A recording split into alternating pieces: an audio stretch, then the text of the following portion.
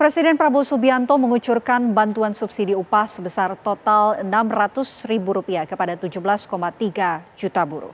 Bantuan tersebut pemirsa ini diharapkan bisa mengerek daya beli masyarakat yang limbung seiring maraknya efisiensi dan meluasnya resiko pemutusan hubungan kerja. Lantas efektifkah program strategis pemerintah itu dalam mengatasi masalah struktural pekerja?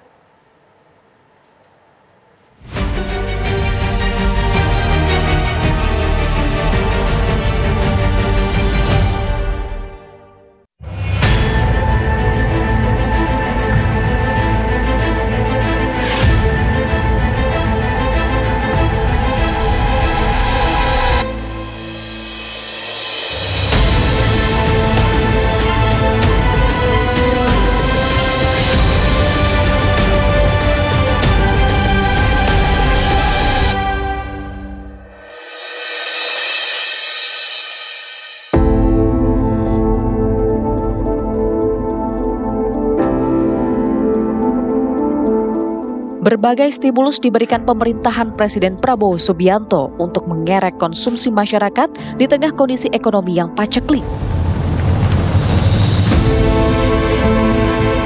Salah satunya menyasar kalangan pekerja yang daya belinya limbung seiring dengan maraknya efisiensi dan meluasnya risiko pemutusan hubungan kerja. Bantuan subsidi upah atau BSU sebesar Rp300.000 per bulan disalurkan pemerintah kepada 17,3 juta buruh pada Juni dan Juli 2025. Namun, efektifkah program strategis pemerintah yang menelan anggaran hingga Rp10 triliun itu? BSU itu sebuah langkah program strategis pemerintah itu di bawah koordinasi Menko Perekonomian. Sejak awal tahun, akhir tahun yang lalu kan kita sudah memprediksi bahwa PHK itu akan menjadi sebuah tantangan strategis di tahun 2025. Ini harus kita lihat sebagai realitas, dan tentu yang ditunggu selanjutnya adalah bagaimana kita mensikapinya. Dan ini adalah tentu harus lintas kementerian.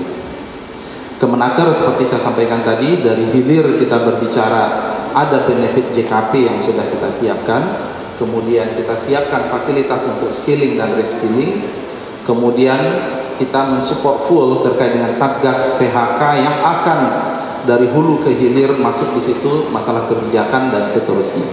Selama 2 bulan, buruh akan mendapatkan Rp600.000 atau per bulannya Rp300.000. Stimulus ini akan mengalokasikan anggaran sekitar 10 triliun, besar sekali. Persoalannya adalah, pertama, bantuan subsidi upah tersebut hanya untuk 2 bulan, hanya untuk mengejar angka pertumbuhan ekonomi, tapi secara kualitas purchasing power atau daya beli masyarakat tidak terukur.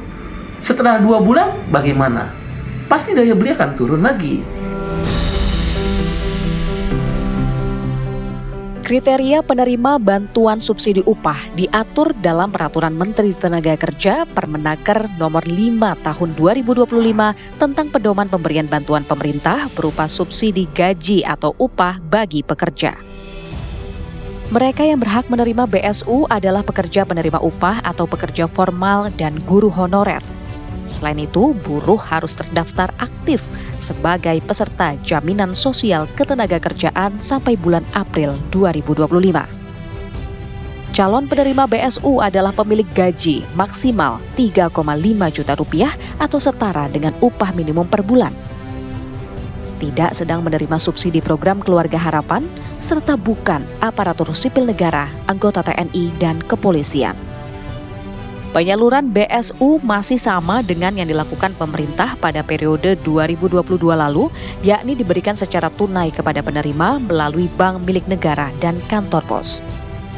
Pemberian bantuan subsidi upah BSU kepada 17,3 juta pekerja yang memiliki gaji di bawah 3,5 juta atau di bawah upah minimum provinsi, kabupaten, dan kota. Untuk ini, para pekerja yang terdaftar di BPJS Tenaga Kerja dan nanti Kemenaker yang akan mengimplementasikan program tersebut, yaitu bantuan subsidi upah sebesar Rp300.000 per bulan diberikan untuk bulan Juni dan Juli, jadi 2 bulan 600.000. Namun di balik niat baik pemerintah memberikan paket insentif ekonomi, tersimpan sejumlah persoalan. Pasalnya, bantuan sosial itu hanya ditujukan kepada peserta aktif BPJS Ketenagakerjaan. Padahal BSU lebih dibutuhkan oleh mayoritas pekerja informal yang memiliki pendapatan di bawah upah minimum per bulan. Apalagi diyakini jumlah pekerja informal saat ini meningkat seiring gelombang PHK yang mendera negeri. Justru yang membutuhkan sebetulnya adalah para pekerja yang hari ini menjadi korban PHK. Apalagi PHK yang dialaminya itu adalah tidak di-cover melalui program BPJS Tenagakerja, misalnya tidak didaftarkan dalam JKP, segala macamnya, atau JKK dan juga JHT gitu. Jadi untuk pekerja-pekerja yang terkena PHK yang hari ini tidak mendapatkan cover dari BPJS Tenagakerja karena tidak didaftarkan kepada BPJS Tenagakerja, tentu pemerintah harus mulai memikirkan. Mendapatkan data itu dari mana? Apakah dasarkan data kabupaten atau atas dasar provinsi atau bagaimana? Ini kan jadi nanti supaya penerapannya di lapangan nggak simpang siur, dan nanti kalau simpang siur itu nanti salah sasaran. Niat baiknya nggak jadi tepat jadinya. Ya, saya tahu niat pemerintah untuk mendongkrak daya beli masyarakat, oke, setuju. Tapi kan kalau nanti diimplementasi simpang siur dan kemudian salah sasaran, niat baik itu menjadi tidak niat baik kan?